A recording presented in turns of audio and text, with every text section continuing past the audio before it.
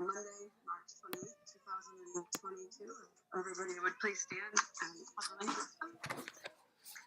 pledge allegiance to the flag of the United States of America, to the republic for which it stands, one nation, under God, indivisible, with liberty and justice for all. Before we get going, can everybody on Zoom hear me? Yes. Yes. Okay. I just want to make sure. We were having a problem the other night. Before we get going and move forward to anything, I wanted to take a minute to address, there's been a lot of questions around the Zenacre Farms going, that would be the marijuana facility that is proposing to go into what used to be Great Meadow Brooks Farm, Eric Fleming's old farm, for anyone that knows that, Upper Church Street location. We heard your concerns or your questions, and we reached out to them and asked them to have their community outreach meeting before we consider signing anything. So anyone that has questions, regarding the land or what they're going to do, I know there's been a lot of emails going around, and we obviously don't have all those questions, those answers for you. So their meeting is going to be Thursday, the 14th or the 16th, 14th, bro? 14th. So Thursday night, it's going to be at the elementary school at 6 p.m. So I would encourage everyone that has questions to please attend. They're very happy to have this meeting.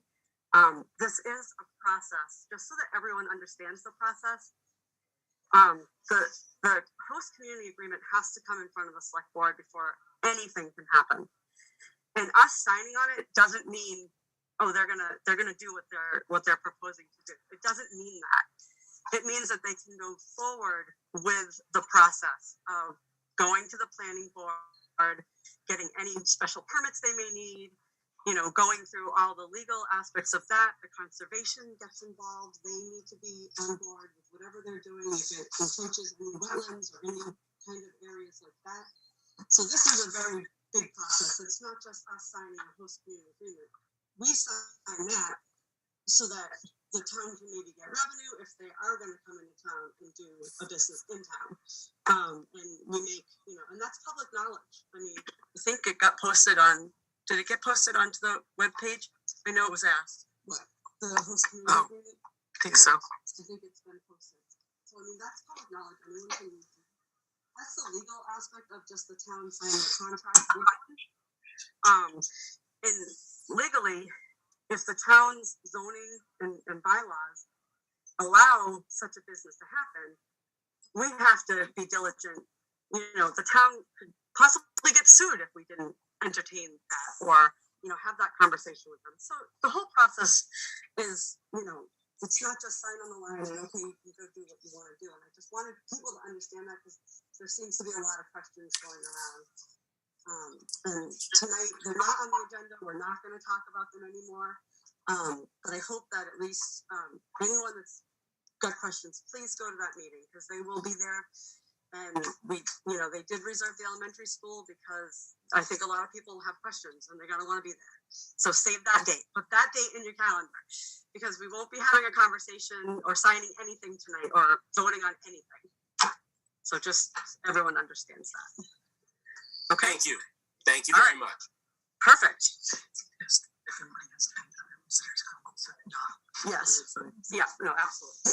So at this point, I would take any other visitor questions not regarding Zenacres, if anyone has anything else that they'd like to comment on before I go into a couple of public hearings.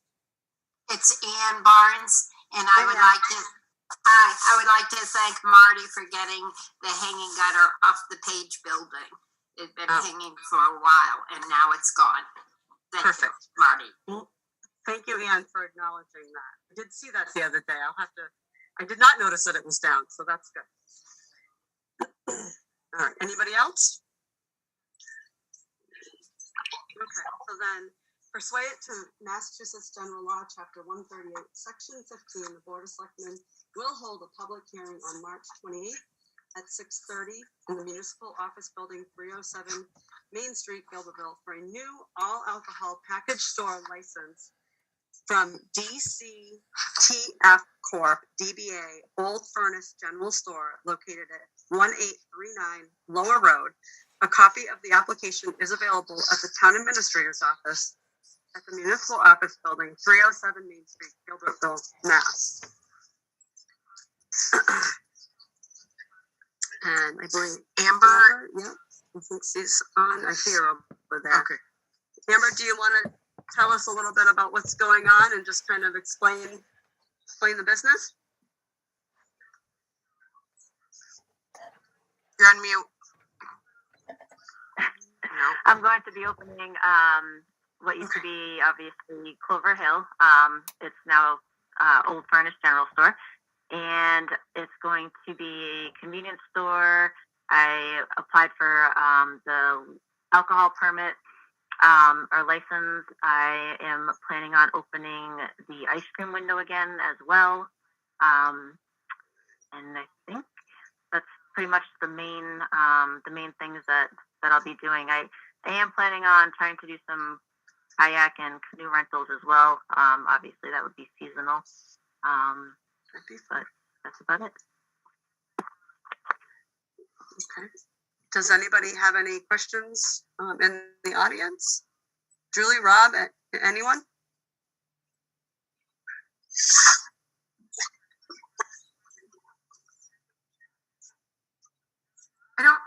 This is an overall question, Nicole. So this is a new license.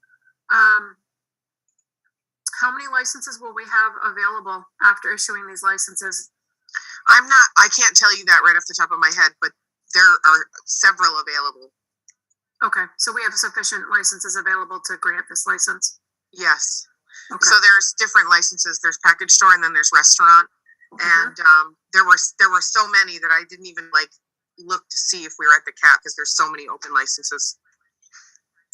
And we have all the paperwork in place. Yes, I have it here. I don't know if anybody wants to see it. I review them. I've been doing this for a long time, and I have been speaking with Amber about it.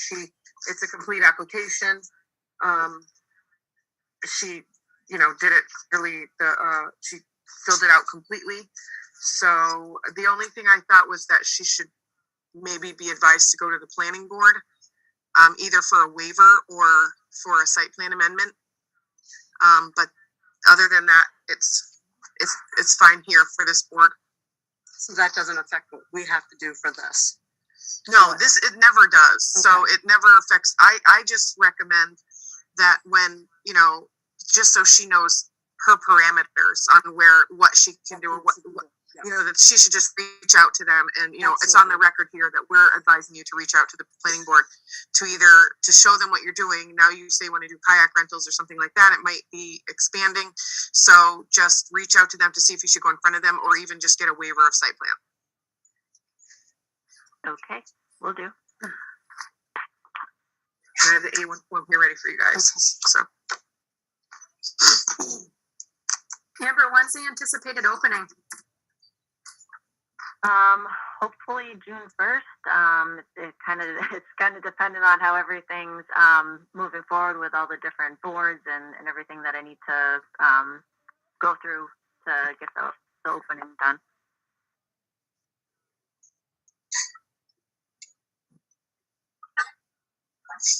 It would be nice to have somebody back in there. Mm-hmm. Yeah. Thank you.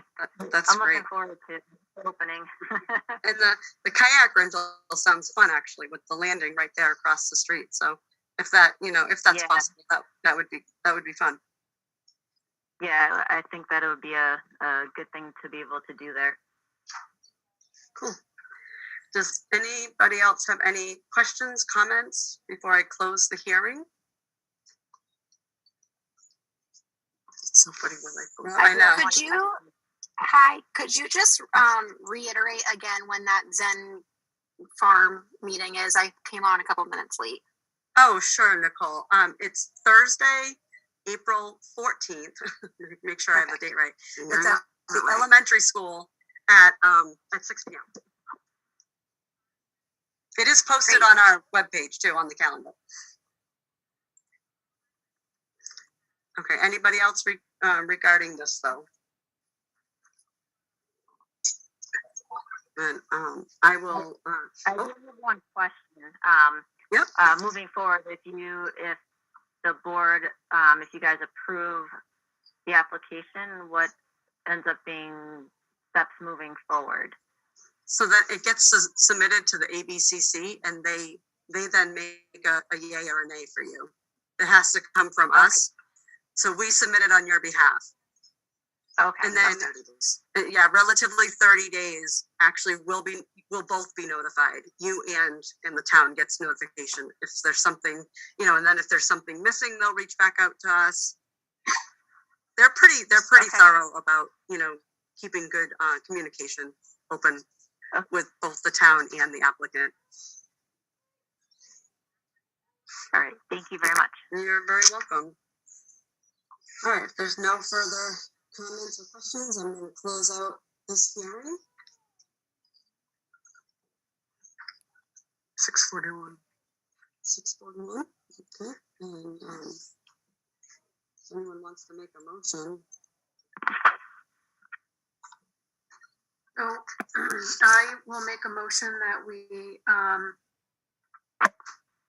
approve the new all alcohol package store license from DCTF Corp.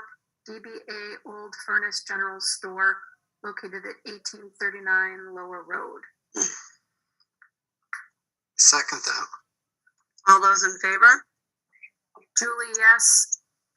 Rob, yes. Kelly, yes. Okay. So we will submit that on your behalf, Amber, and you'll stay in touch. And then, yeah, Rob or Julie, can one of you come down and sign? We can't submit this until we have 2 signatures on it. I can. Okay, great. Thanks, Rob. Thank you all for your time. I appreciate it. Thank you. Good luck, Amber. Thank you. Thank Good you. luck. Have a good night. Thank you. You as well. Okay. That being said, it's 6:42, and I will open the second public hearing pursuant to Mass General Law, Chapter 138, Section 12. The Board of Selectmen will hold a public hearing on March 28th, 2022 at 6:42. Municipal Office Building, 307 Main Street, Gilbertville, Mass. for a new all alcohol restaurant license from Hardwick Crossing Inc., located at 262 Lower Road. A copy of the application is available at the Town Administrator's Office, Municipal Office Building, 307 Main Street, Gilbertville. Okay. Just anyone here? Is that you guys? Okay, sorry. Do you want to tell us a little bit about what you're doing? Yes. Do you want to come up Yeah, so that like the folks on Zoom can hear you guys too? Maybe just sit on the corner there. We'll face it your way so they can see you.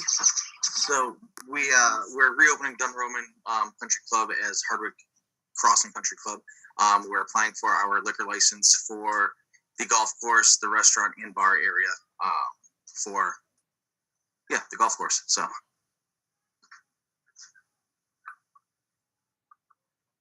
Does anybody have any questions or comments? Does anyone want to add anything? I guess I'll ask the same question as I asked of Amber. What's the anticipated opening time? we're undergoing construction right now. We're hoping to open the bar area for the end of May, beginning of June, but it might be a little later than that. And then the golf course itself will be open in the first week of July is what we're hoping for. Great. Thank you. Is there restaurant space? Is it just a bar, or is there seating? There'll be restaurant space. So that's on phase 2 of Okay. the restoration here for the clubhouse. So currently working on the main clubhouse with the bar, the old bar area, Yeah, and I then remember that. I do remember that. Yeah. I couldn't imagine in my head if there were like some tables in there too. or- Yeah, so there's a bar area, then there'll be a restaurant area. So like family can sit and stuff, and then it's like a bar area. Nice. Well, Hardwick needs a restaurant. yeah, that's what we're hoping for. Yeah, good. That's nice. Any other comments? Questions? If there anyone? And all their paperwork is the same. It's been submitted, payments and all that good stuff. And obviously they posted for what we posted for the meeting. So we're good there. Okay. Well, if there's no other comments or questions, then I will close this public hearing. And if anyone wants to make a motion. Thank you. Thank you. I will make a motion to approve the new all alcohol restaurant license from Hardwick Crossing Inc. located at 262 Lower Road.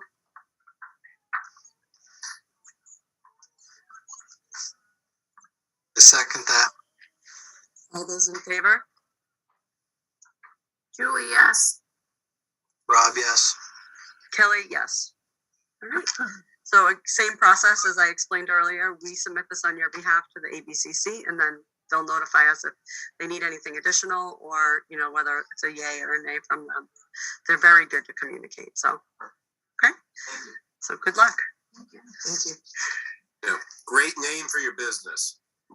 Yeah, I do like that. I do like that. Dennis, didn't you wanted to name it Hardwick Golf Course? We're gonna name it Hardwick Country Club. Hardwick There's one in Vermont. Of course. Yeah, there's a country club, not Hardwick Country Club already.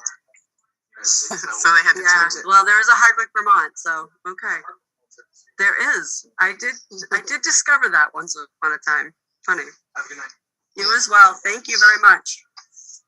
Okay, so let's get on to. Is there anyone here that? No. Okay. So discussion. Some old business. The accountant job description, collector position combined with treasurer. A vote on appointing Jessica Crawford to the collector position. Do you want to? Oh, and a clerk position for finance. These are just some old things that are ongoing. Right. Do you want to talk a little bit more about that, and then see what we can do about things? So I submitted a accountant job description to you guys. I would love to put it out there just to see if we get any qualified applicants. Internally, we really need somebody here all the time. Having the accounting services is fine, but having an in-house employee is just so much more important. Just for everyday work and the milestone things like the budget that's not in their contract, so they don't help with. And once in a while I'll need a report or a pivot table or something like that accountants do that took me like 6 hours how to learn to do a pivot table that I forgot how already. So the services are going up to 80,000. So I thought, why don't we just throw it out there and see if we get any qualified applicants for less than that.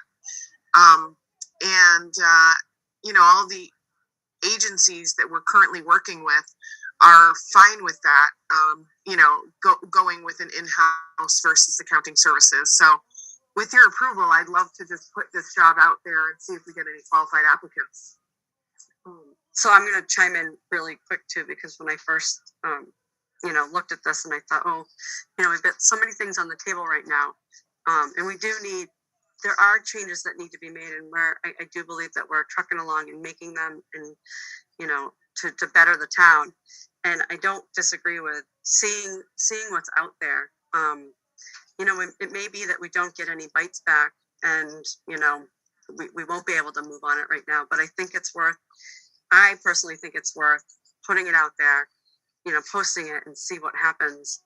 And then it gives options, if nothing else. I feel like it is difficult that someone isn't in this building to help the rest of the financial team, or Nicole, or even the assessor for that matter. Absolutely, the whole finance team. I think if everyone was in the same building, it would only make it stronger, at the end of the day. So that's just my 2 cents. So you guys, Rob, Julie, your thoughts? So I'm going to be the one who's going to, I don't know. I don't disagree. I'm all for seeing what's out there. My concern is that we've got, just as you said, Kelly, we've got a lot going on, and that position. So I guess my thought process is we've got to have somebody who is on their toes We can't afford at this point in the situation that we're in to have someone learning on the job because of what's, where we're at in the demand for information. So I realize that, Melanson is a little bit more expensive, or is expensive based on what we've paid in the past. But I'm also very cautious that we need somebody who is going to be on their feet immediately with the information. So if we can find somebody like that and we don't lose track and we're on pace with where we need to be, I don't have a problem revisiting it. My concern is that we've done this in the past, in the history of that position. We've had folks who were not the best fit and not properly trained in that position, and it's been detrimental for the town. And it is even more critical now in the situation that we're in, that someone is qualified and able to hit the ground running. Agreed. I think we could truly only look at very experienced applicants, or I would really only want to look at a certified government accountant, somebody who knows Vadar, somebody who's, very experienced in municipal finance. So, I'm right there with you 100%.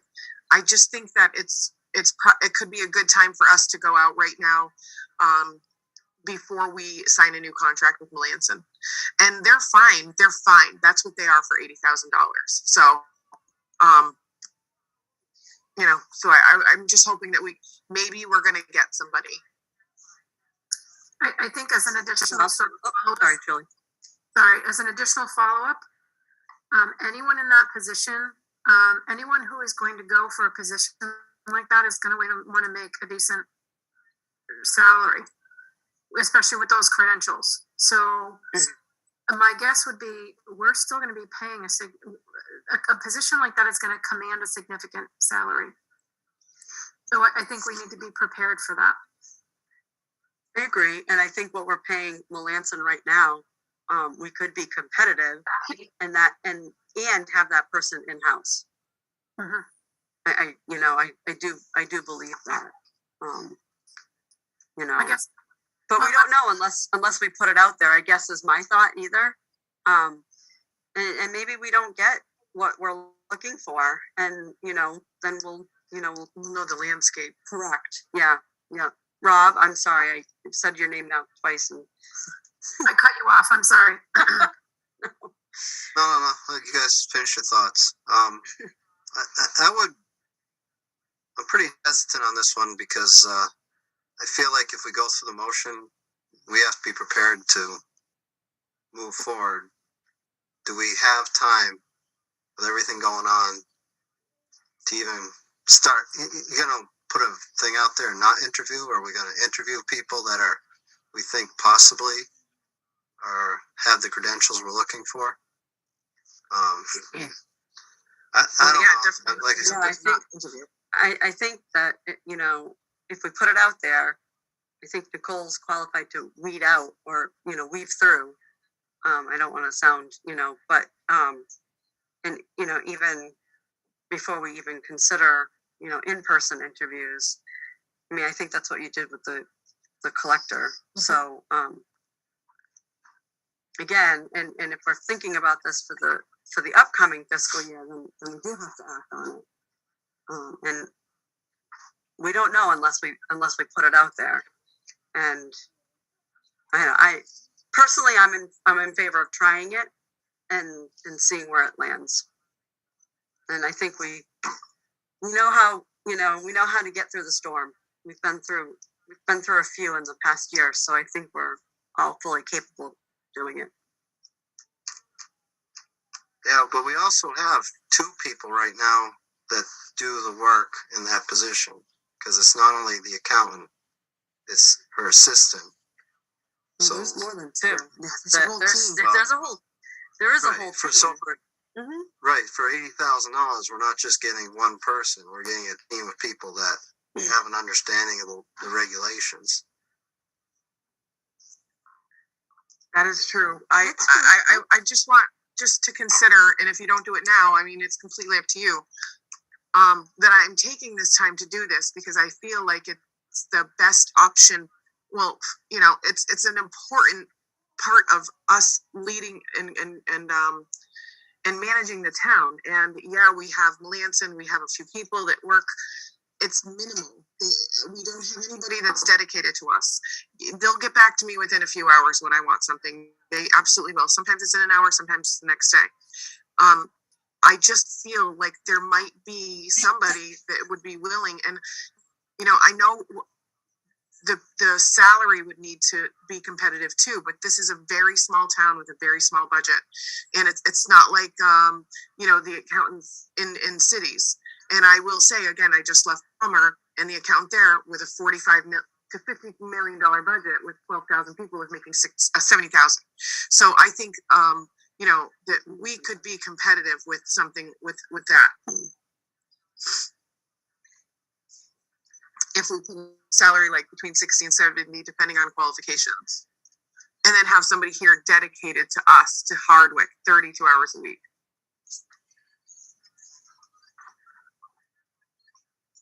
I don't think I'm arguing my point well, because No, I do think it's a lot extra work for me too. So as we talk about the things that are coming up and things that we're doing and things that are on the plate and things that we have been doing, a good accountant would streamline a lot. Yeah, and for all of us, it's really a lot of work right now. So I can't imagine that having an in-house accountant would be more work. I think that would help all of us out. All of us, even, you know, when it comes to budget meetings and finance. I mean, there would be an accountant at all of these meetings. The accountant would be working every day with the collector and the assessor.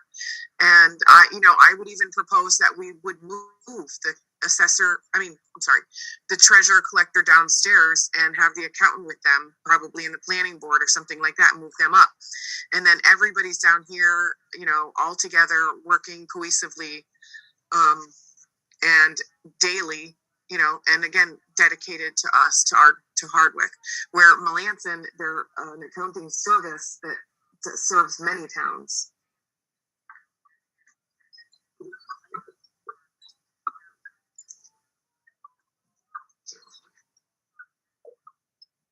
I don't have a problem if we want to advertise for it. Again, I just want to be sure we have the right candidate, and I want to be sure we follow through. I also want to be sure that those folks that that are key stakeholders in this are aware that we're doing this. So I don't want this to be a surprise to anybody involved. It's not. Okay, I want to be upfront on that. Yep.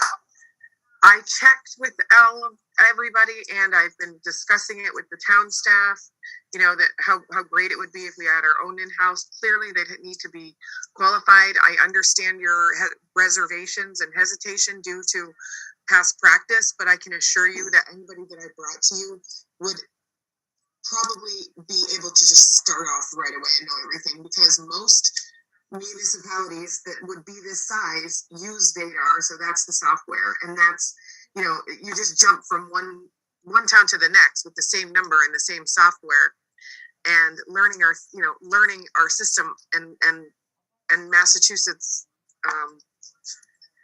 municipal finance, they would already have that. I honestly would think that we would get somebody from another town. That's how you get the. And if we don't get them, then I just bring in the Melanson contract to you. Because finding municipal. And I think Julie's also meaning that Melanson is aware that we're going to post for this. Oh, I've been talking to her about that. But once I get your approval, I will certainly reach out to Lori immediately.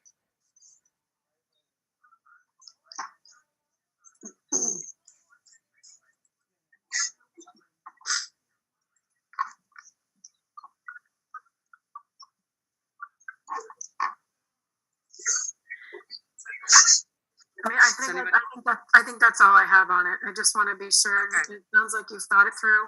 I just want to be sure we're considering everything, and it sounds like you've talked to the right people, and we're approaching this the correct way. does anyone want to make a motion to approve this and allow Nicole to post for it?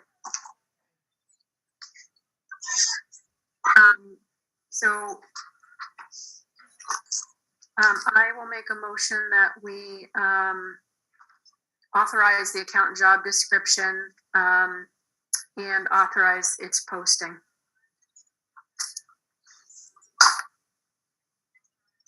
Second. All those in favor? Julie, yes. Rob, no. Kelly, yes.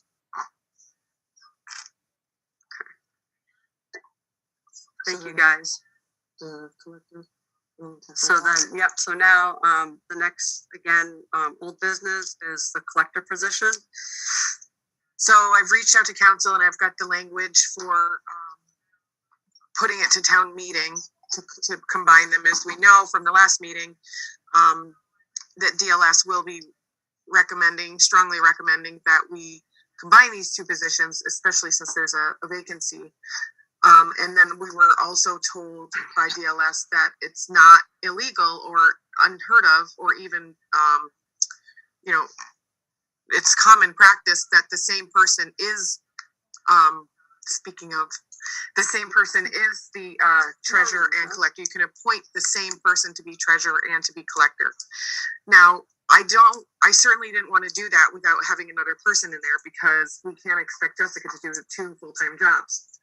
But she's already doing it, and she's doing it for nothing. So if we could appoint her as our interim collector and pay her her hourly salary for the extra work that she does with collecting, it's certainly saving us on using Sarah. We're using her a lot less. So I'm doing a lot of the processing, and just because into the Canva software, which is also on this agenda, doing the work and posting things and I don't know how much these people owe when they come in. Like today, there's been interest. She's able to get into the system and tell them what they owe. She takes the check, she processes it, posts it, and I feel like we should be compensating her for the actual work that she's doing at her hourly rate, current hourly rate. Ask this question: if we did this, could we eliminate Uni Finance, whatever Sarah's company is? Could we eliminate using her? Well, I don't know, because again, it's 2 positions down to 1 person. So I think maybe, it would almost eliminate her, because we can't afford Sarah. No, we can't. We definitely can't. We have like $12,000 left in the collector salary. And so this definitely will help a lot. And Jessica's here. We could have her come up. To be able to retain good employees, I don't want to take advantage of her, and we can't afford Sarah. So, if we're considering, going to vote for the combined positions, and if we appointed on an interim basis through the end of the fiscal year, this could kind of be like a trial, a trial phase for the position. Well, no, because it is a lot. And so until we can budget for that additional person, I'm thinking, interim, and then it be almost like a trial, I don't want to say probationary, but a trial period to see if you're want to even continue on, in that position, if you wanted to do both. And then it also, gives us an idea on how it goes.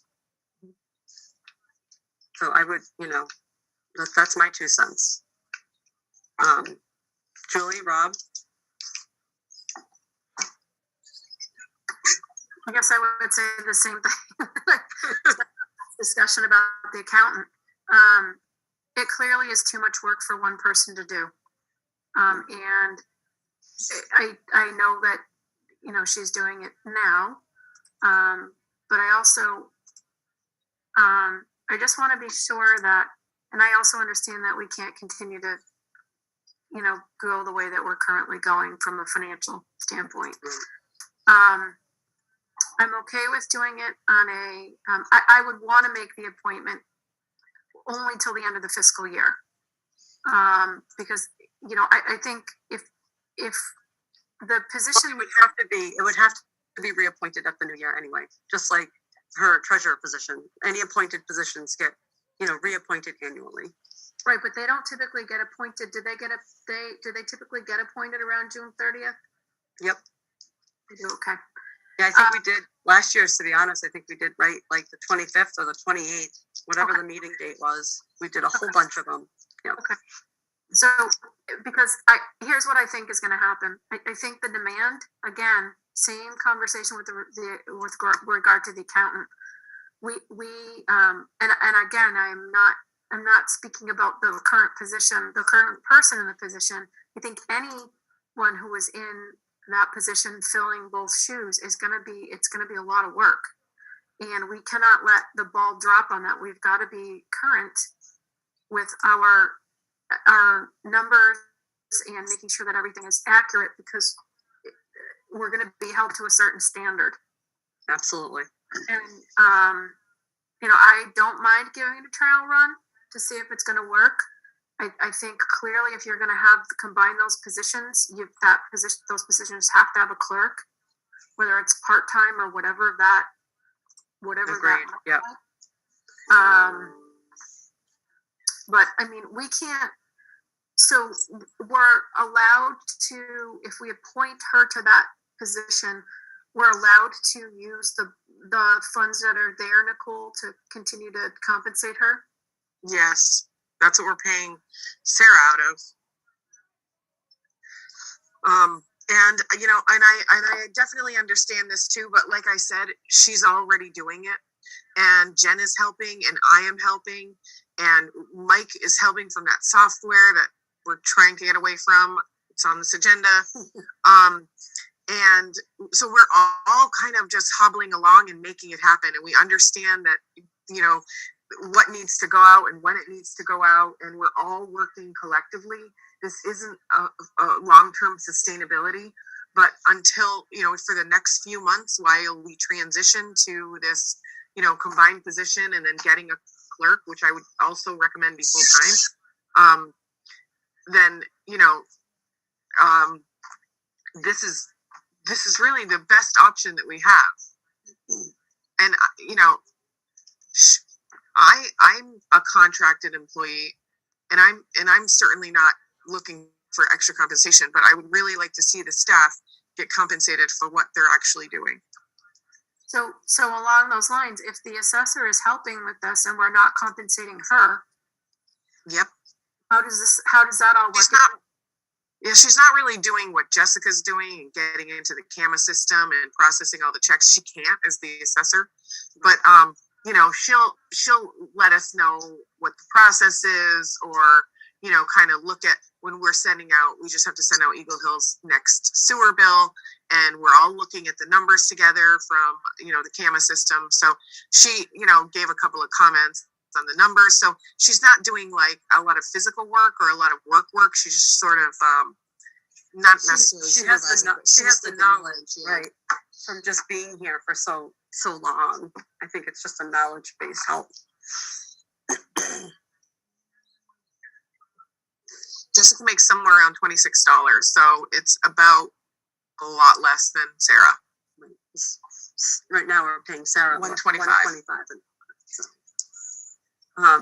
Rob, do you want to say anything? Because then I was going to ask Jessica if she wanted to come up and just kind of speak on her own behalf. No, I mean, I think we got to get this process started, and hope that we can fill the clerk position when we get to that point, that make it work. But absolutely, the appointments for the next 3 months, if it helps the cash flow, I'm good. Would you like to come up and speak on your behalf and tell us, like, just so far what you've learned, or toot your own horn, like everyone's saying? So I feel like things are going well. A lot of it comes down to time management. So I feel like the biggest maybe hurdle is answering all the emails and phone calls. So I think Sarah said that Melanie could stay on board maybe and help out with that. It's like her assistant. I don't know what she. Yeah, I don't know what we pay her, but if not, I mean, I feel like that's really where things fall short. So I feel like I can keep up with everything else, but that takes a lot of time.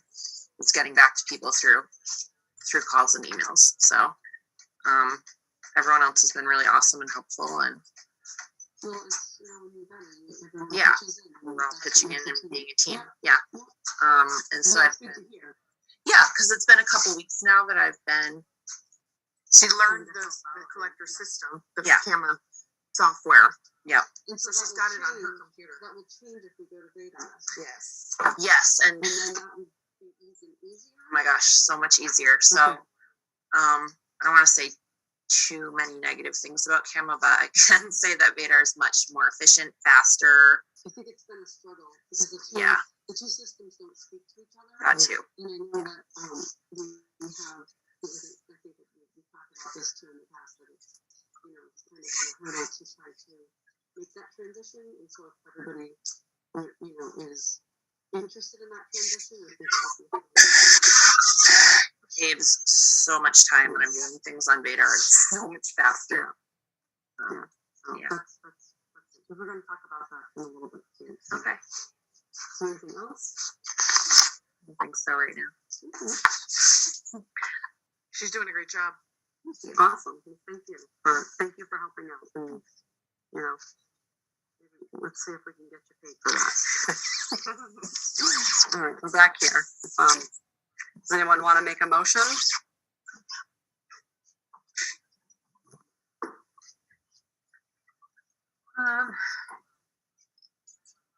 So it seems like we need 2 motions. So, because the first part is combining the 2 positions, that's not something we can do. That has to go to town meeting. Right. So all we would be doing is appointing as an interim collector through June 30th, because the combining the positions has to go to town vote And then special legislation. So we can't make that a one position at this point. It's really just making the appointment for the other position.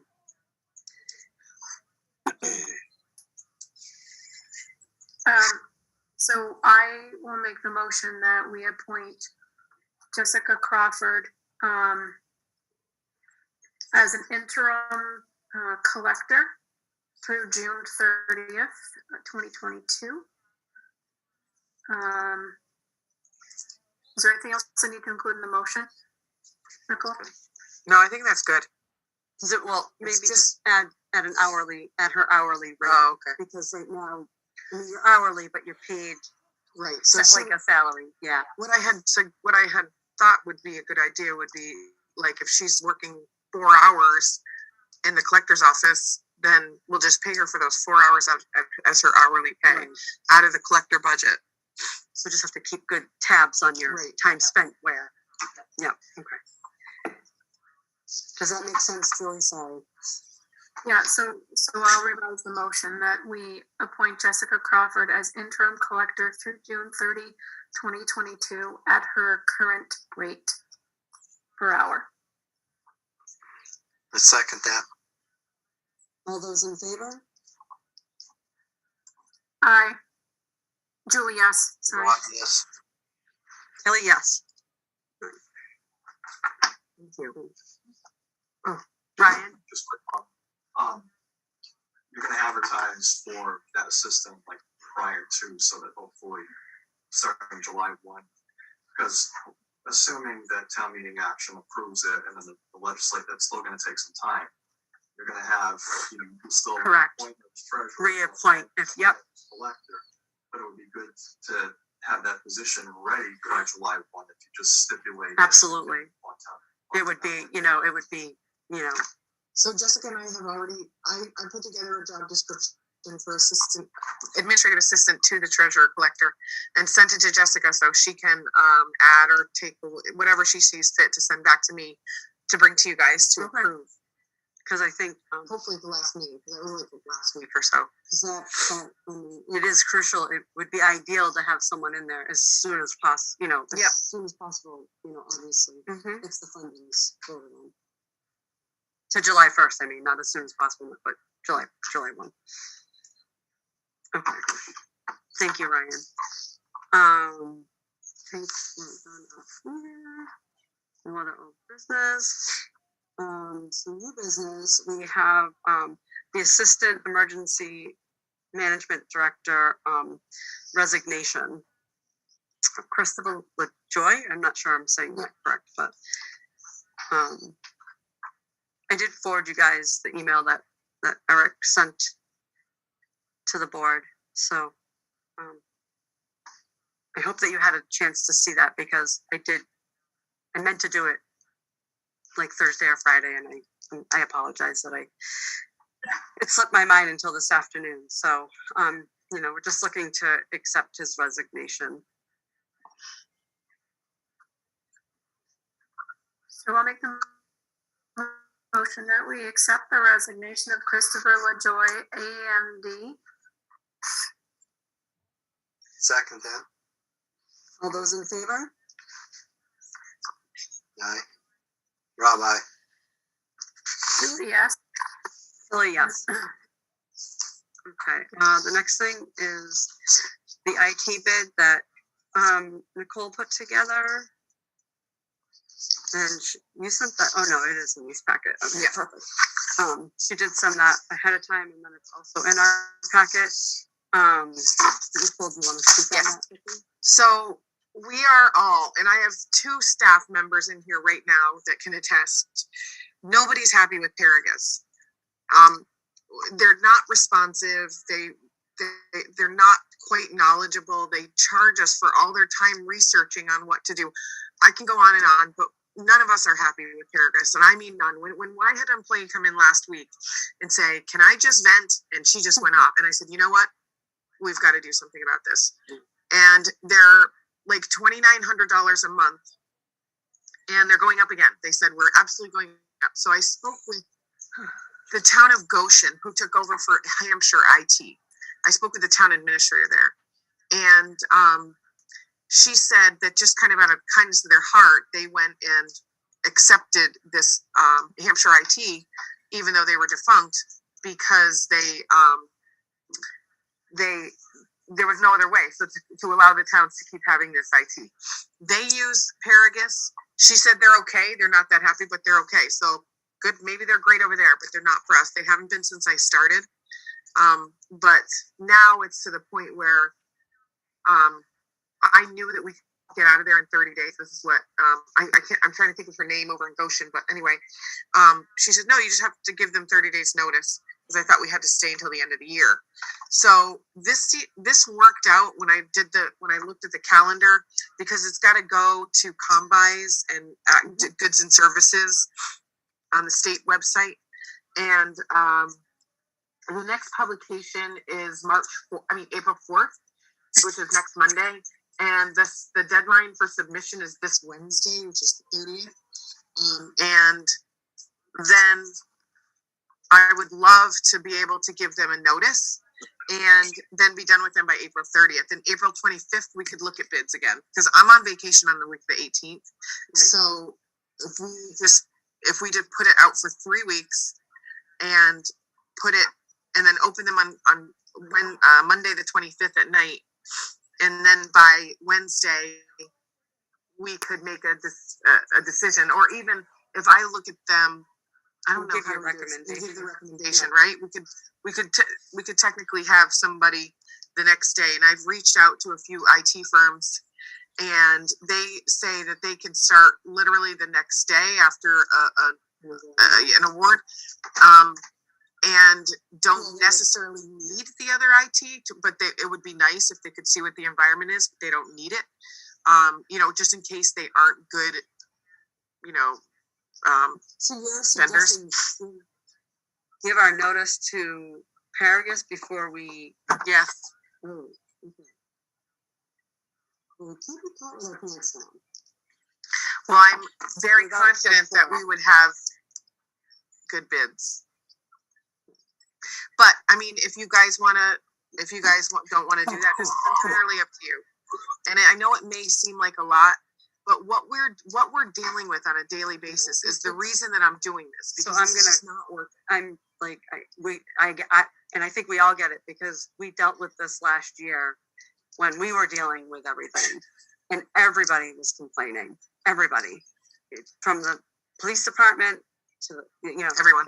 Yeah. everybody. And we did have a discussion last year that we hoped that we could, attack this for the next fiscal year, because we were just trying to put the budget together and have a town meeting last year. Yeah. So I do think that we all understand,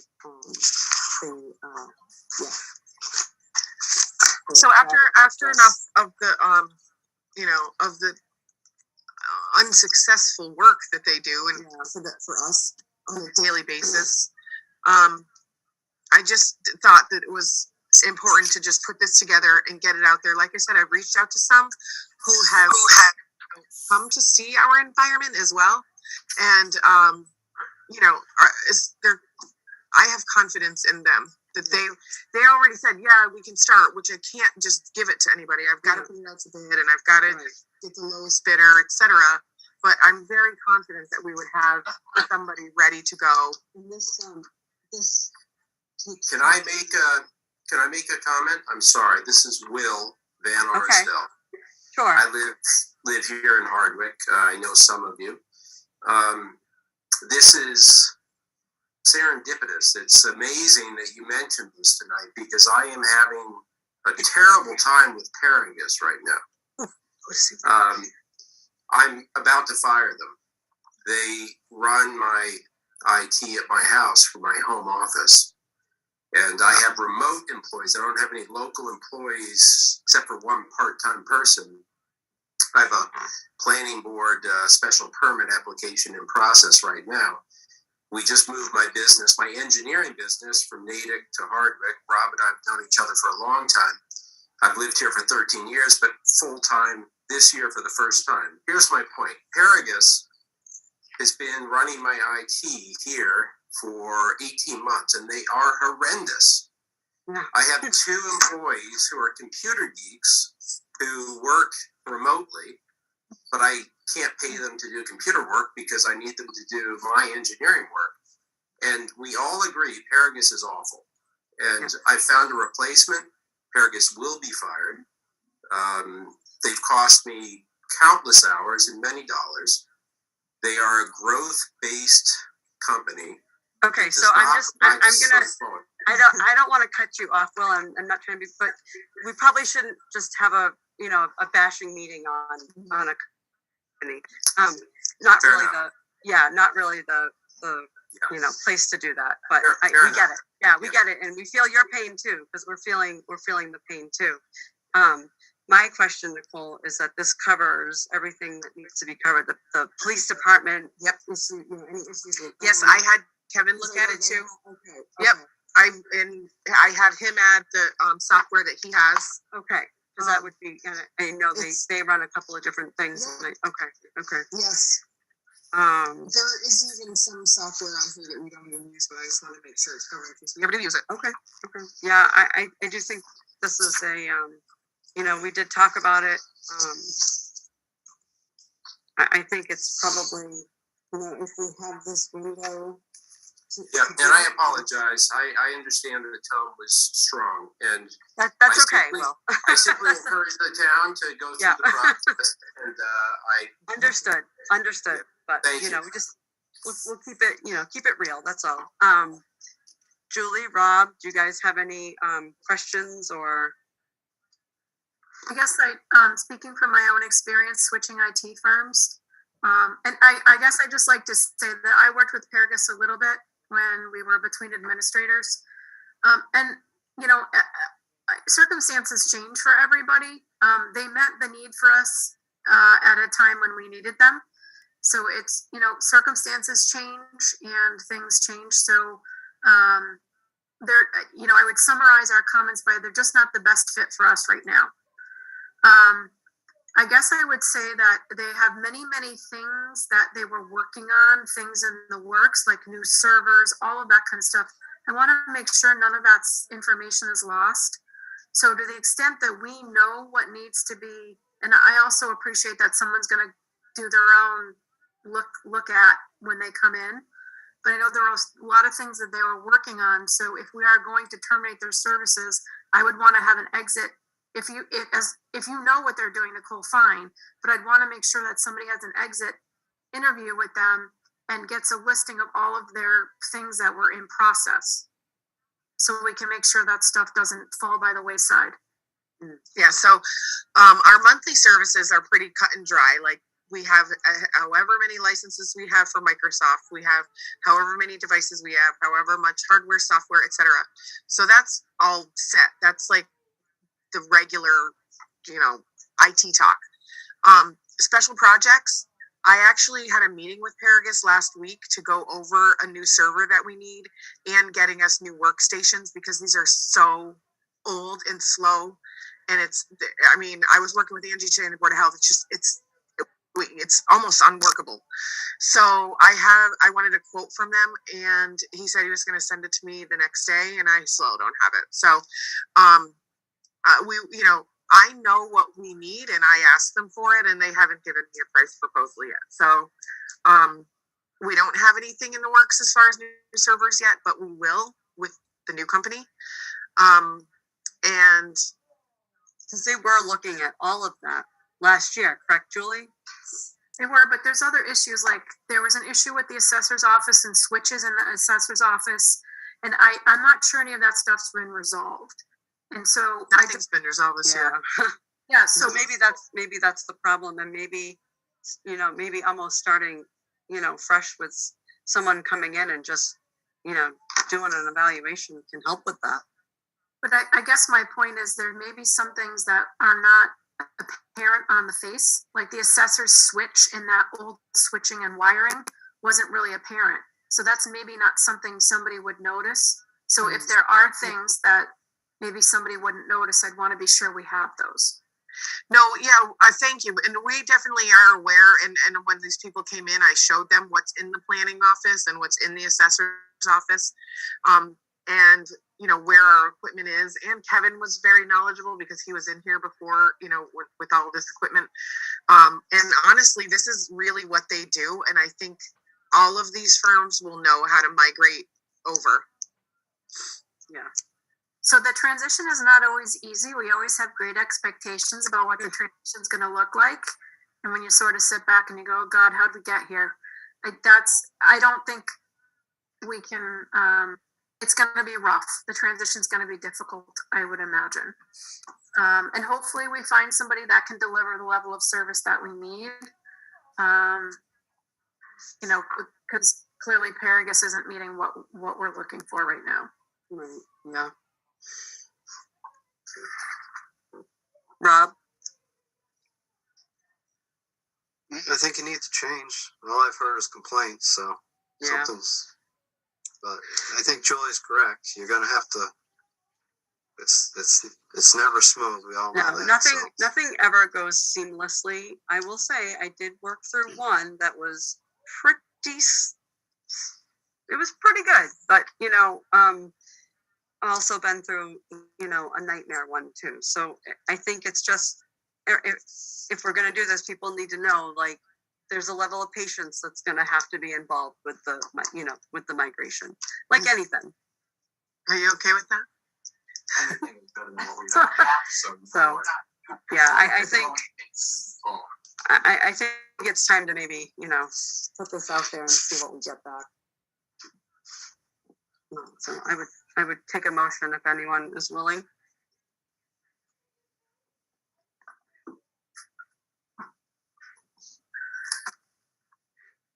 I will make a motion. Well, what is our motion? On our agenda, it says vote IT bid.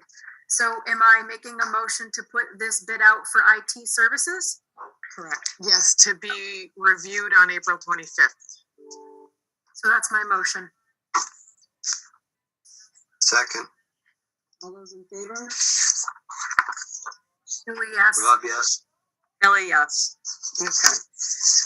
Next on the agenda is Vadar amendments for collector software. So this was previously sent out to us. We talked about it previously, how they are willing to do this, barring appropriations at town meeting. They are willing to make this transition and start with the process, knowing that it has to go to town vote for approval. So kind of seems like a no-brainer if they're willing to do that. They've worked with us before, and maybe, I don't know, Jessica, do you want to add anything?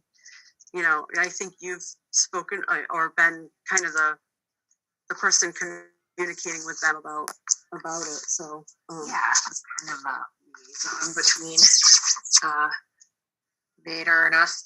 So they were going to do a contingency plan so that we could have Vadar soon, not immediately. I mean, the conversion takes a little bit of time, Right. a month or something, but we can have it much sooner than July 1. And then it's contingent on that being funded. So if for some reason we didn't have funding come July 1, they just pull out. And we're just back to Tacoma. Right. Yep. Yeah. Which I think is, kind of a no-brainer. So we would have it early. We wouldn't have to pay until July 1. It would be up and live and working. Yeah. And the system's talking to each other. Yes. And the sewer and water would also be going into the Vadar system. Oh, Everything would be in Vadar. Yes. And then it would be so easy for accounting to get reports, see everything. Yeah.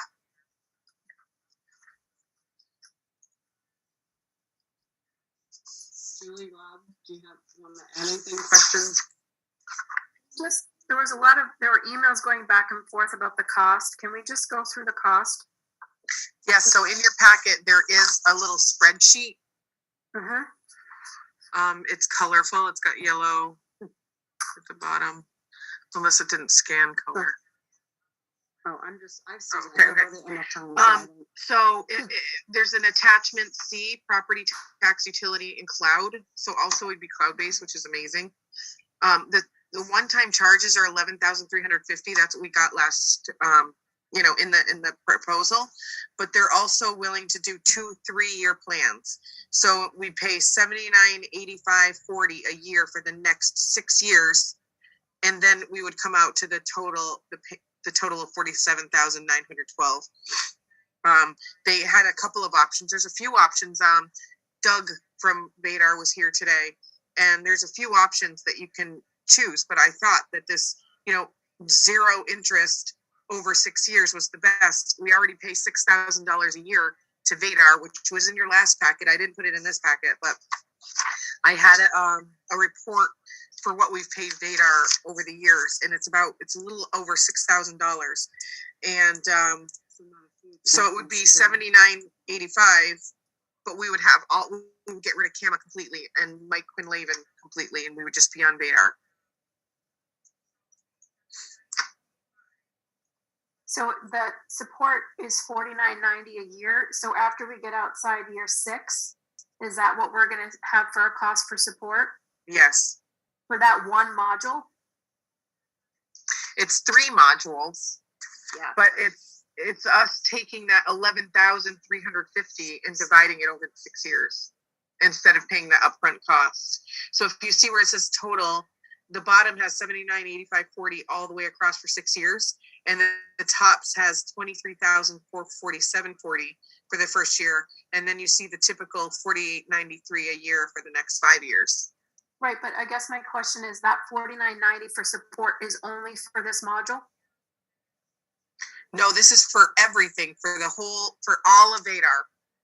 So then I would anticipate if we're doing this, we should be cutting the other budgets, taking the support. Oh, definitely. The other budgets. They'll be cut completely.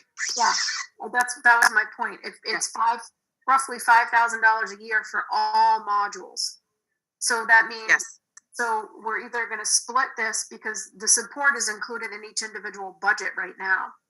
I know, It's a- I would love to fix that Yeah. too. Yeah. I just don't want to double dip in our budgets when we're looking at this, is my point. Definitely So not. Yep. So, I've started to go through the other line items in the budget to give to you guys at the next meeting, and because I'm meeting with finance next week, and I already took it out. So so I didn't add it, as I should say. So if, for example, which is not likely, but say, for example, sometime in year 1 through 6, we decide it doesn't work for the collectors. I can't see how we would, but let's just say that. What are we responsible for? What are we liable for if we terminate the contract for 6 years? Well, this is an amendment to the current contract, so we have Vadar already, and we've had them for a long time. You've got to have Vadar. You've got either got to have Vadar or Munis, and we can afford Munis. So we've got to have some sort of financial software.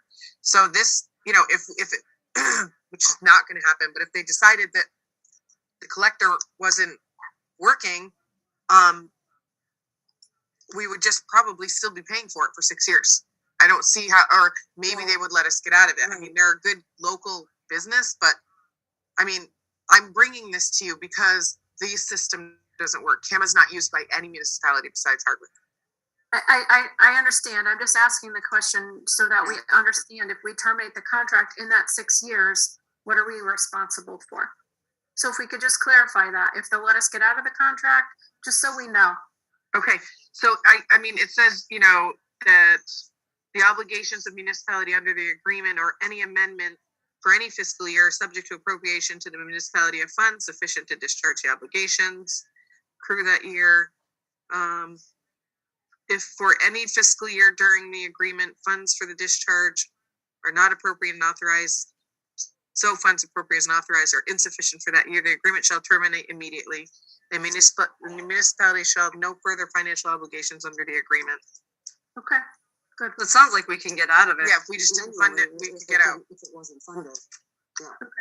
Thank you. But even if I'm not here in 6 years, I definitely do not recommend that you do that. No, I think, you know, we've tried to push for this a few times and it's been met with resistance. So I think it would help everybody, even just on a reporting basis, to all be on one system. Because I think there's a lot of reconciliation issues that happen because the two systems don't speak with each other. Do we have an idea of what the cost of Michael Quinlivan is going to be to help this migration? Because we also have to factor that in. I'm not sure that. I don't think that they're going to be. Yeah. I don't think they're going to be doing that.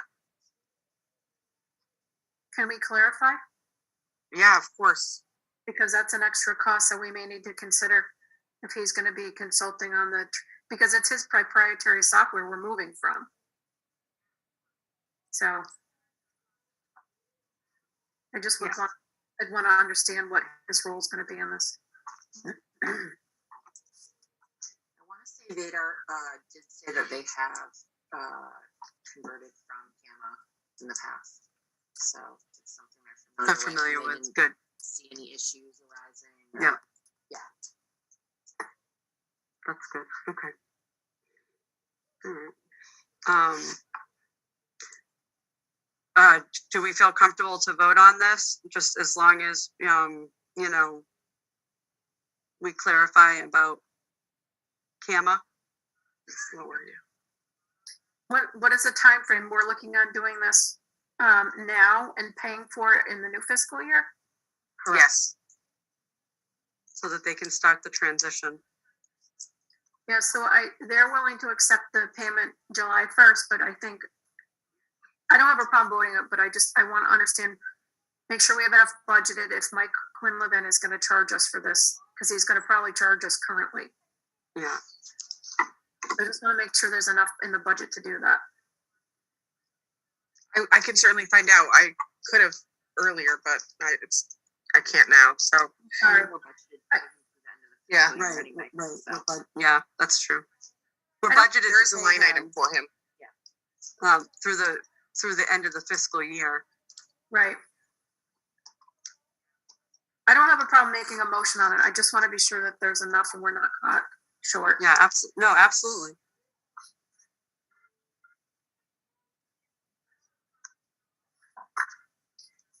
So I will make a motion that we, vote to approve the Vadar amendment to add the collector software and to use the 6-year payment option with no interest. Second, All those in favor? Rob, yes. Julie, yes. Kelly, yes. Okay.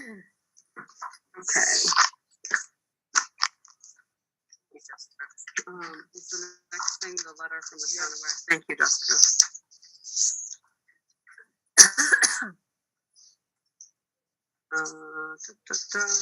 Okay, yep. So, one of the last things on the agenda is, we were notified by the town of Ware via a letter from Stuart Beckley that they, services will be terminated on June 30th, 2022. I think we expected that to come. I know we got the chair of the ambulance committee. His recommendation was to consider West Brookfield. And I know at our last meeting, we did talk about setting up a meeting with, all the towns that would be involved there in West Brookfield and ourselves. Okay, so Julie asked me to set up a meeting, and so I set it up with me, Kevin, Emergency Management Director, Eric Bolheim, Dan McCall, Rogowski, and Jessica Sizer for Wednesday morning. Perfect. Just so everyone's in the same room. Yeah. Because there was some issues with Barry in West Brookfield. Yeah.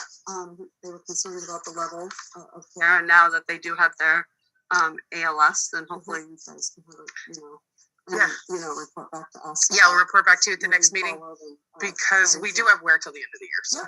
Yeah. So it was good to get that letter just so that we were clear on it. So then, I think that, have the meeting and see how it goes, and hopefully everyone can get along and play well together, all that good stuff. And we can come up to having some decisions to vote on for the new fiscal year. And the only thing else I would maybe reach out to Dan in West Brookfield to put together a new proposal for us to review if either, regardless, if that's going to be something that we're going to consider, we should probably have a look at that sooner than later. If he's willing to propose.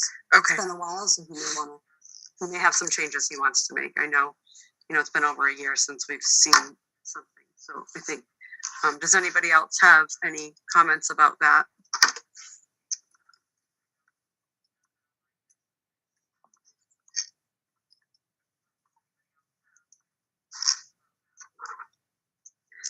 Julie. Go ahead, Julie. It makes sense to get an updated proposal because it has been quite a bit of time. Yeah. Quite a bit of time has passed. Yeah, I agree.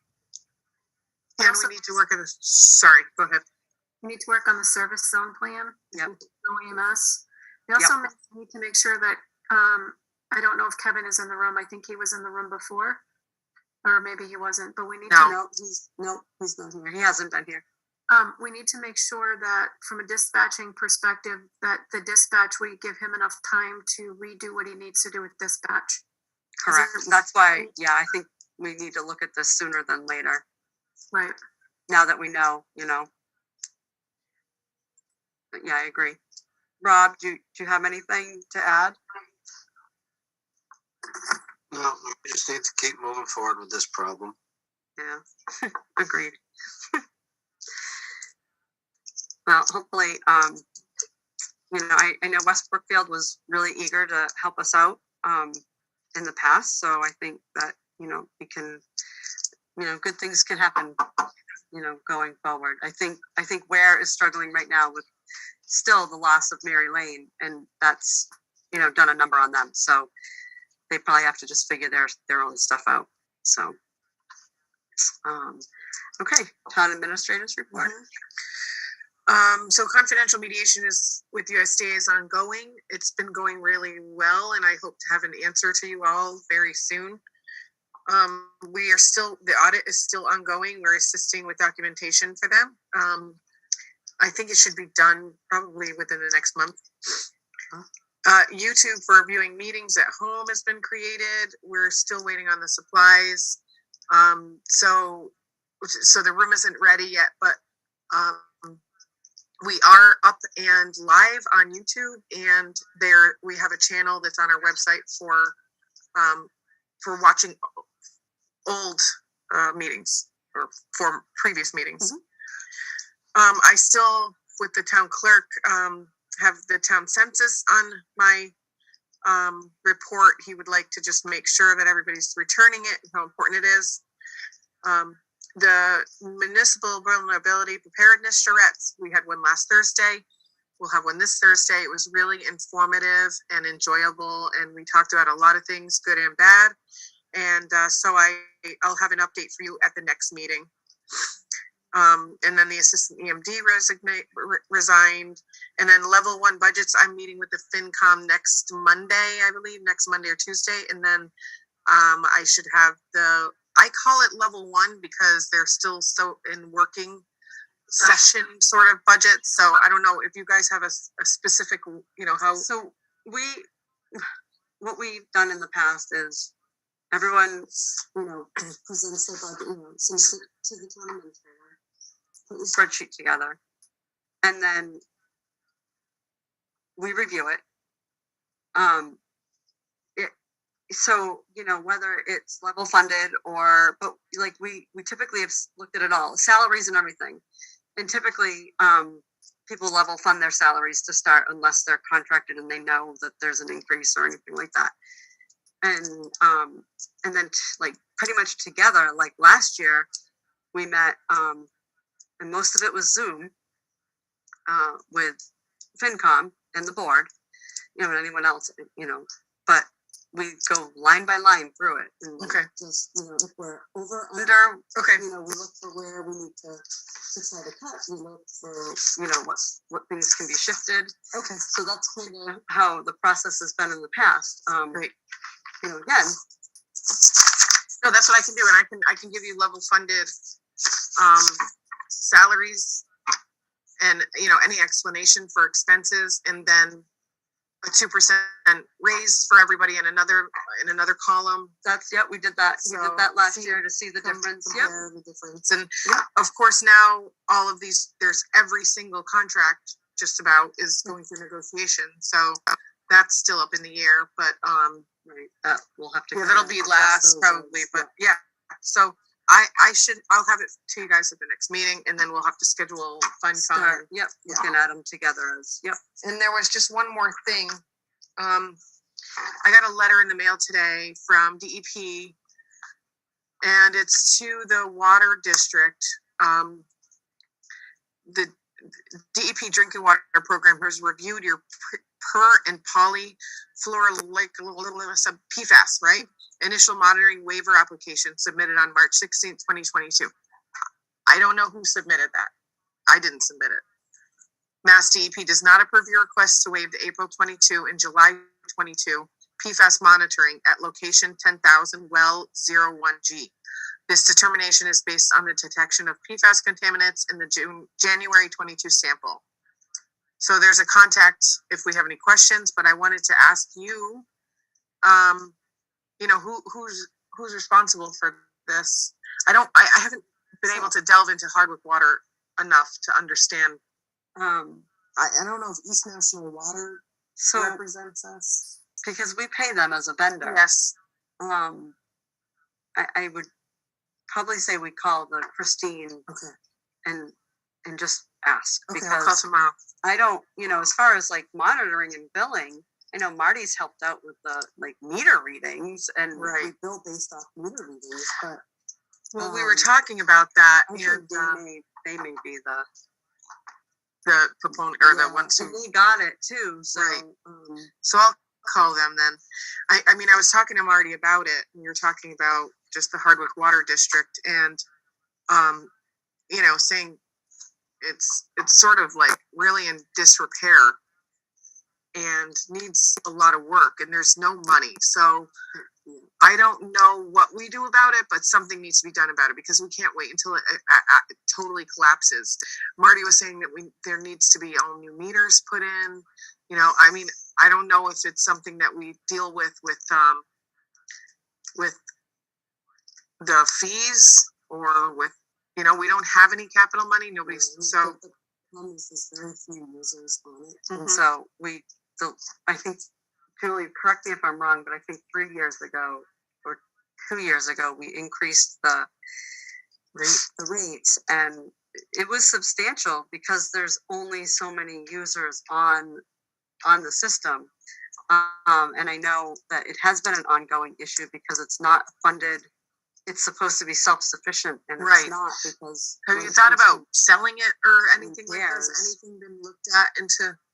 I honestly could not tell The you utility? that. I don't have an answer for you. Okay, I just haven't been able to dig Yeah. too deep into it. I'm not. Yeah, I. All I see is us paying all these water people all this money. Right. It's like, what is happening? Yeah. It's just. I mean, So can you just refresh my memory? Which one of our water things is private? Gilbertville and Wheelwright. Okay, so Hardwick is one that the town administers? Correct. Okay. And I think there's 12 or 15 users. I mean, it's. Yeah, and Marty was saying that we wouldn't qualify for any grants because the homes up there, the values are worth too much. Correct. So we wouldn't be able to even Yeah. get any grants, you know, to pay for anything like that. So that's something on the, you know, radar. Could we potentially spin that out with Gilbertville and Wheelwright? I don't know. So that's what I Yeah. said to him. Could we get rid of it? Give it to somebody. I mean, they're in the Right. business of it, not us. Right. And Marty said they probably wouldn't take it with it in such disrepair right now. Yeah, I think we should, and what Eric just mentioned, using ARPA money, you know, and if we're doing, you know, if the sewer Yep. comes back to life and we start doing that, it may be something to look at the same time while there's work being done around there. Because it has, but I do know that it's been an ongoing issue. I honestly don't know the logistics of it all. Okay, I'll look more into it. It's just it doesn't make enough sense for me to not look into it. It just Yeah. I question it all the time, but I don't have time to look into it necessarily right now. But it's not sustainable the way that we have it. I'm happy to make a phone call and question the letter if you. Oh if yeah, that's I mean, helpful. I can definitely. Yeah. I'll call East National Water too. I mean, Okay. I know it's God, he used to be the conservation agent in Palmer, East National Water.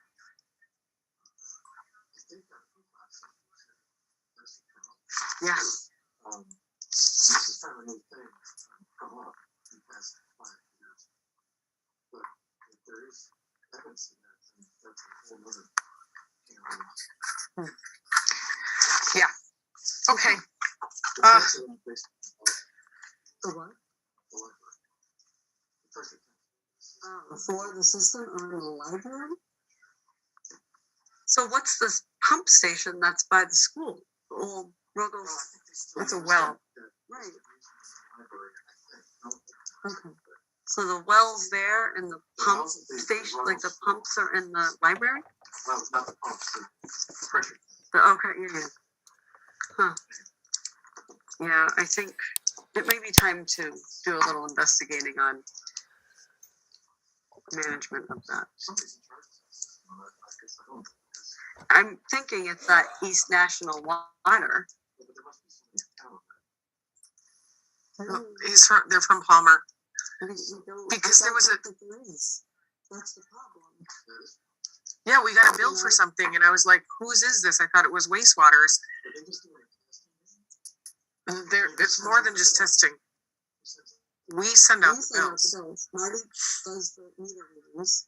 He helps. You know, I mean, he does that, and it's not his department, but he, you know, way back yonder, he was asked to do it, so he does it.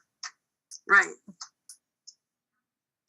So it is definitely we need to address that, and if it, you know, if we're going to be doing work down there Yeah, upcoming, then maybe that's the ideal time to address it. I know why we have that money too. I don't know if it's nearly enough, but Yeah, right. Who knows? I don't know what kind of, yeah. Is that it? Yeah, that's it. That's it. Oh, okay. Do you want to come up so everybody can hear you? Eric Fleming is coming up. We'll turn that. Yeah, right there. There you go. Have a good night, Gloria. So there's a group of individuals that would like to put some money into the Page Ag building, paint and roof. So the question is, how do we go about that? I know Hans Thoma wanted to put a roof on it years ago before he passed, and ran into some issues with how to fund it and all that kind of stuff. Mm-hmm. So, but I think it needs to be done. The roof is shot, the gutter got removed. It's in disarray for some time. I would think that what we should do is just reach out to town council and make sure, from a liability standpoint, that if you have a group that is willing to do it, Right. Yeah. that- Well, so I'm getting quotes for a roof on at my place, and I've asked them to give me a quote for that, just so that we have an idea what it would cost. It's got to probably go out to bid, but at least we can get an idea of what it might be, because everything is so damn expensive right now. It's crazy. But I did find in my file, there's a letter from town council about the Ruggles Hill School. It's ironically dated March 28th of 2014. That's exactly 8 years ago. Wow. And this is about the restrictions that are on the deeds for the school, because the town was thinking about, or wanting to sell it.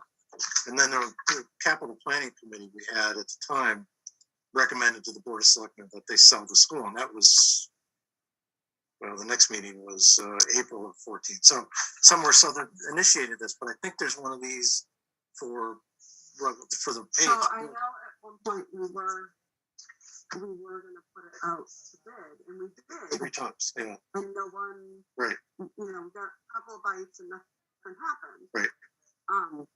So I think it would just be trying to resurrect if there's a letter, or just asking. I mean, they'll have it.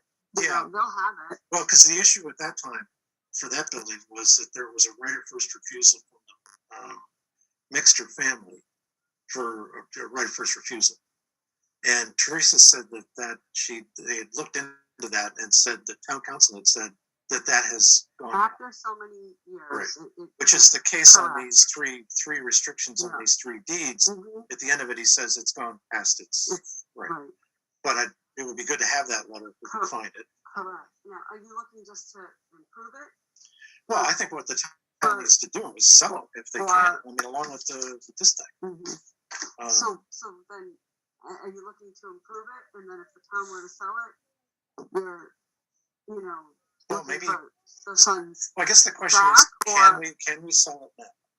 And the other question I would have is, after 3 tries, is there something where you can just say, we're going to put it on the market? Are you looking to buy it, Eric?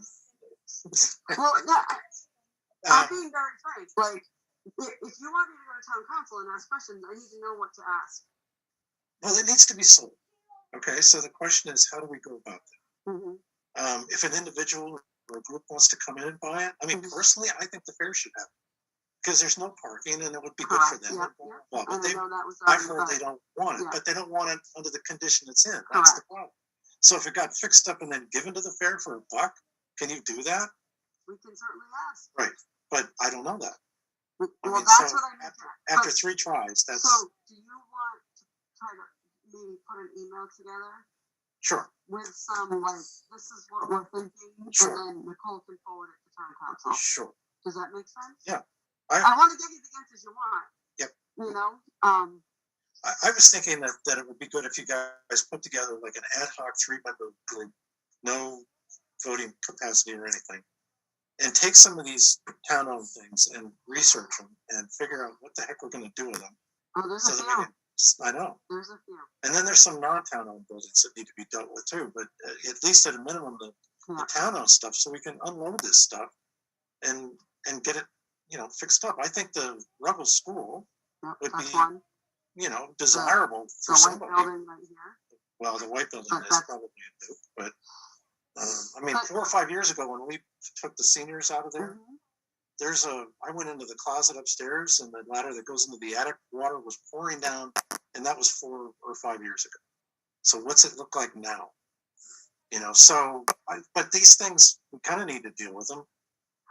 But you guys have, got a million things to do. And if this USDA goes through, oh my God, you're gonna be so busy. Mhm. So I'm just throwing that out. If you had a group that could go around and find all this kind of stuff and figure out what's what and what we can do, and then try to make it happen, advise you guys as to, I'm certainly not opposed to something like that. um, I mean, it would, it's like forming like the ambulance committee, if you have, building committee or something. Yeah. Town-owned vacant properties committee or something. I don't know. I mean, a committee. My dad always joked that a camel was a horse Because designed. you don't have enough to do, you want to be on that Well, committee too? I'm just throwing it out. I just personally, there's a group of us that want to see that building painted and reformed and preserved. And again, Absolutely. I mean, And the town can't afford to do it. No. We have our own bills on every other building that we do use. Rob, Julie, what are your thoughts on this?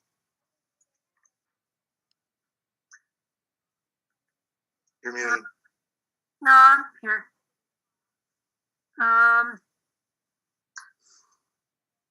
I guess we need to figure out what to do with it. It's not gonna deal with it itself, so we have to be proactive in figuring out what to do with the building. Well, they're not getting any younger. No, and I think what he's suggesting is that a committee be formed to evaluate all of the vacant town-owned buildings and see if anything can be done to preserve them or to sell them. I think at one point Teresa was working on a couple, and again, with everything else, they get shuffled to the back burner. And now they're just vacant, and no one, there's no maintenance being done on any of them. So the more they sit there, vacant, the worse off, we are. But I think we do have that committee in place. It's this would be something that the capital committee would handle, I would think. Is that an existing committee? Because years ago I used to be on that, but there hasn't been anything active on that. There hasn't, but I think it's a larger scale issue. It's the buildings that we have and also future buildings we're going to be considering. So I think that would go under that committee, would be my opinion. Well, there's also, and I've got a half dozen of them, I got another dozen at home, of these reports that we've paid for over the years to do all this kind of stuff. And nothing, they sit on the shelf. So what about seeing if the capital planning committee can be resurrected? Yeah, That's a question for Ryan, Ryan probably. could go on and look at the, because we talked today about the ZBA, the zoning board of appeals, and whether that is really active, because it's possible with some stuff coming up that they may need to be redone, and so we could do the same thing with going back and finding out. But I think that's probably a yearly appointed thing. Yep. Whoever's on it is expired anyway. Correct. So if you have people that are interested in doing it, we would need notifications so that we could make appointments. Yeah. Get everybody appointed. So this was Lucinda, Tex, Harry, me, a couple of non-voters, Sherry, Bob Martin. I don't think Bob's going to.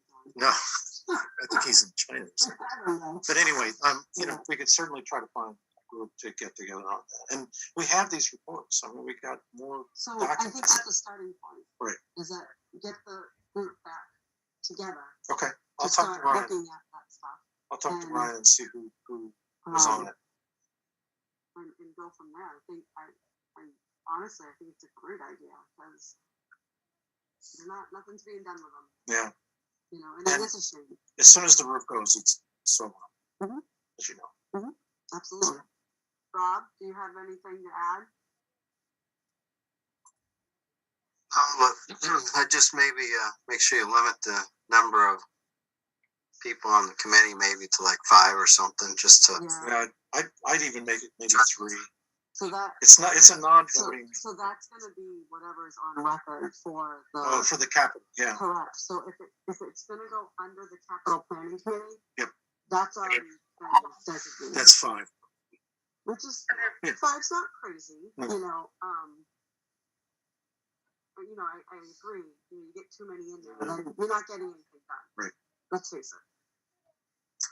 Well, and I think it had, the committee before had, it may be larger than 5 because it would have representatives from the various departments in town, like there'd be a member of the Board of Selectmen, there might be a member of finance, there might be someone on the financial team. So Lucinda was on as an assessor, Tex was on the school committee, Harry was there as selectman. I was a member, it was called member at large, but I may have been more planning board, but that's only 4. There was a non-voting, Jim Shanahan was there as the accountant. And then Bob Martin, and I don't know if he was a member or, and then Sherry. But she would have been non-voting, I guess, but anyway. We'll find. I think that's a starting point. Yeah. And then, if we need to. Okay. Make changes. Let's see where you get with that. And if it's all right with you, I'll have a conversation with the fair and say, tell them, hey, look, if this thing was fixed up, would you take it? I mean, buy we'd it. have to vote on that. But, Right. Well, I've been told they don't want it, but I think it's because of the condition it's in. Right. I do know that. And maybe we can get Page Ag to pay, to pony up some money for it. Are they on money? Right. Well, they sold it to the town. They should, what the heck? Don't get me started. All right, that's it. All right. I think that's a good starting point, and it's good that you care, Eric. Thank you. It's gotta get. No, I agree. I think see what you find out with the capital planning. Gentleman wants it. No, I was just in there. You're just a freeloader? No, I got a letter today about the meeting for the liquor license. Oh, I just came for that. Came for the support, and then he hung around because it was so exciting, Oh, sucks. right? Plus, I haven't seen them. So that's all we got, folks. All right. Thank you, Eric. Good night. To adjourn? Was that a motion? It was motion. Can I just ask a question about tomorrow night before we adjourn? Sure. So, are we all remote tomorrow night? Correct. We are. Yes. Okay. Yep. Yep. And I think Nicole just sent over what we need for tomorrow night's meeting right before the meeting. Okay. Right before this meeting, she emailed us what we need for tomorrow night. Okay. And one more question for Wednesday night's meeting, Nicole, that Rob and I are going to at Quabbin. Does that need to be posted? It is. Yeah, we posted it. It is posted. Okay. All right. I didn't see it, so I just wanted to make sure. So I'll second the motion to adjourn. All those in favor? Aye. Rob, yes. Julie, yes. Kelly, yes. Thank you all. Thank you. Good night. See you guys Have a good tomorrow. night. Feel better, Rob.